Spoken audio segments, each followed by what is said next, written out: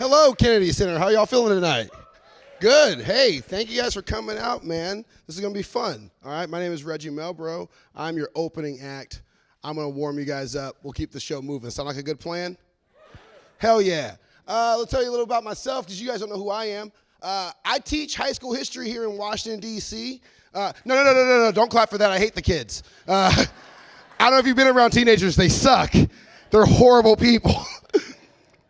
I've been teaching for 8 years, and here's the thing, what I've realized is that the kids change, but the archetypes remain, right?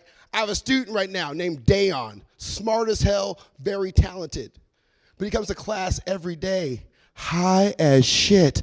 Oh, he's always so stoned, right? And I know I should say something and be a responsible adult, but then he'll score like a 98 on every exam, and all I can say is, Dayon, it's called Visine.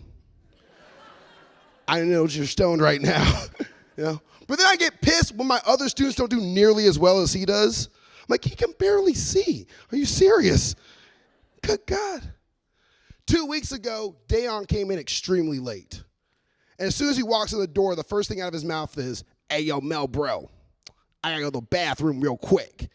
It's like, Dayon, no, right? Come to class late every damn day. There's an assignment on the board. You're gonna do this assignment, and when you're done with the assignment, then you can go to the restroom. So he walks over, grabs a seat, but just opens up his backpack, walks back towards me and says, so I saw you put the homework online last night, so I did it already. Here you go. And my student said, oh shit, he got you, Melbrough. And I said, guess what? Pop quiz, little bastards. This is my classroom. This is a dictatorship. You don't run anything in here. Call me Black Pol Pot. And yes, Pol Pot will be on this quiz.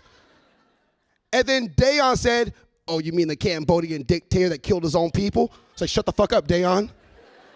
You read too much. You're high right now, you look like Pol Pot. But that's the thing. He just reminds me of a kid who I had my very first year of teaching named Chris. Same sort of thing. Chris was very smart, very talented, but he was selling weed out of my classroom. See, I didn't know kids sold weed out of classrooms. I come from Idaho. We sold meth. Like, it's totally different. And then I started watching The Wire. And I realized I was this little kid's stash house, which is cool because that means he thought I was tough, right? But that's when I was like, no, I gotta be a responsible adult. I gotta go talk to this kid, set him straight.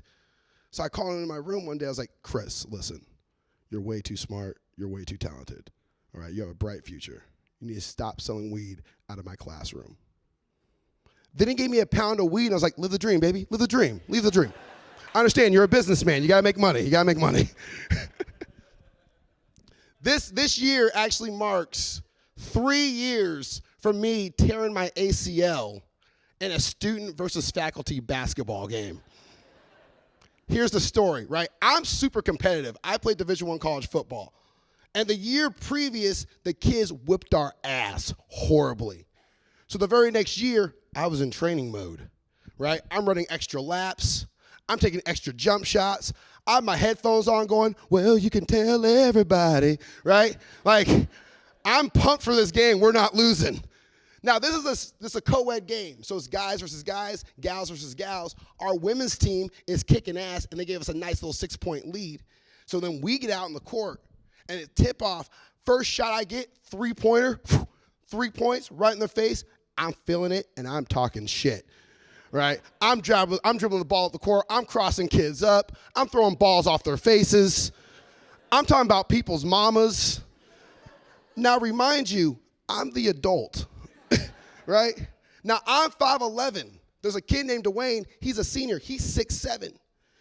He jumps. I jump. I get the rebound. I go, get the fuck off me, little man. I stared him down. I did the John Wall pose real quick on him, right? And I'm dribbling the ball up the court, and I realize in my head, because I'm kind of a psycho, I have a double-double, right? I'm keeping stats. I'm a dick, right? And I'm like, okay, I almost got this triple-double going, right? Got 8 assists. Let me get one more. My teammate makes a cut. Seth makes a cut. I'm like, perfect. Throw the pass. Pass gets deflected. Now it's a fast break. They outlet the ball. I'm the only teacher back. Now the kid who has the ball now is a senior named Daniel. And the year previous, Daniel scored 25 points on me personally. And I can see it in Daniel's eyes that he wants to grundleize me. Now, for those of you who don't know what that is, this is the grundle. So to grundleize somebody is to dunk on somebody so hard that they see your nut swing back and swing forward and hit you in your face. And I can see that's what he wants to do to me, and all I can think is, I don't want this dude's nuts in my face. So now I got to come up with a quick decision, right? Option A, be an adult, let him get his 2 shots, get his 2 points, go down, shoot a 3-pointer in his face, whoop-de-whoop, we're still winning the game. Option B, I could foul the shit out this kid, make him go to the free throw line and make a free throw, because I've done the stats, he can't make a free throw. Make him feel the pain, right? So I chose option B. He jumps, I jump. I go to hit the ball. I miss the ball completely. Instead, I just hit his hand. We're tangled up. We land. I land dead, like, snap! There went my ACL. Now I'm on the ground crying like a little bitch, right? And I'm in pain. And everyone's like, oh, Reggie, you want us to call the ambulance? I'm like, no. Gotta get back in the game, son. I go to stand up. I was like, okay, call that ambulance. Call that ambulance, right? So the moral of that story is the children are the future. And you can tell everybody that I'm definitely not the man. But we won the game, so fuck the kids. That's really, truly all that matters. We won. I've lived here for 8 years. I love it because this is a place where if you're somewhat of a geek or somewhat of a nerd, there's certain people that you can meet in this area. Where outside of this area, no one else would give a shit, right? Like, no one cares if you meet Ben Bernanke. No one. Maybe 7 people at your NGO, but that's about it, right? However, I had the distinct pleasure of running into and meeting Supreme Court Justice Elena Kagan twice. It was pretty dope, right? The last time it happened, I was in my neighborhood of Columbia Heights, right? I'm walking towards her, and I see her coming, and I'm thinking as I'm fanboying out, I'm just like, oh my God, oh my God, oh my God, oh my God, oh my God. Oh my God, it's Elena Kagan, oh my God, oh my God, oh my God, oh my God. Right? I got like a half chub. I was excited, right? Now, as she's walking towards me, all I could think is, all right, Reg, keep it cool. Keep it calm, baby. It's all good. She's a normal person just like you. Don't freak her out. Hey, Justice Kagan, how are you? Oh, I'm well. Thank you. And as she walks by me, I go, oh, shit! Justice Kagan! Can we get a picture? She turns around, looks at me, and just goes, I'd rather not. Right? Hurt just a tad bit, right? But mad respect, Supreme Court Justice, gotta give her props, right? But then it starts to dawn on me.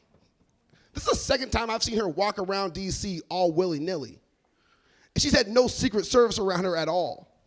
That scares me. Because she's a Supreme Court Justice. She serves for life. And this is DC. People die every night. Then I started to think, wait a minute, what's the trick? What's the ploy? What if she actually has Secret Service around her, but they're trying to make it seem like she doesn't, right? So she can go about her normal day. So I started to follow her. I'm kind of a creep, what can I say?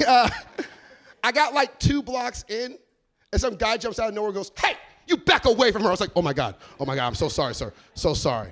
Turns out, just a random crackhead, because they don't have Secret Service. They don't. My favorite member of the Supreme Court is probably yours too, Ruth Bader Ginsburg, right? She has the coolest nickname, the Notorious RBG, because she's a thug.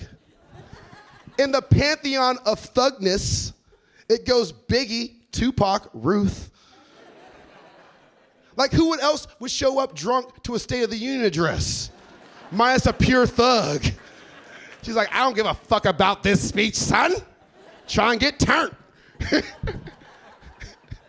Turnt for the white people is when you get really fucked up, when you're drinking a lot. Okay.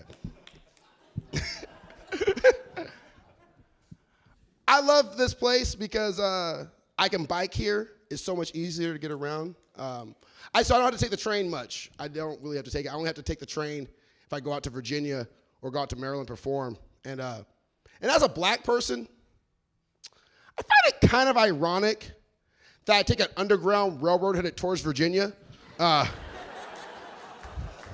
Just feels a little weird. All right, you guys ready to keep the show moving?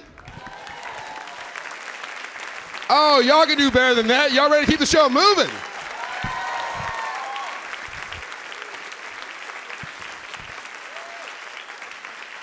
Our awesome headliner tonight, ladies and gentlemen, coming all the way down from New York City, recently on Inside Amy Schumer on Comedy Central, and is an awesome writer.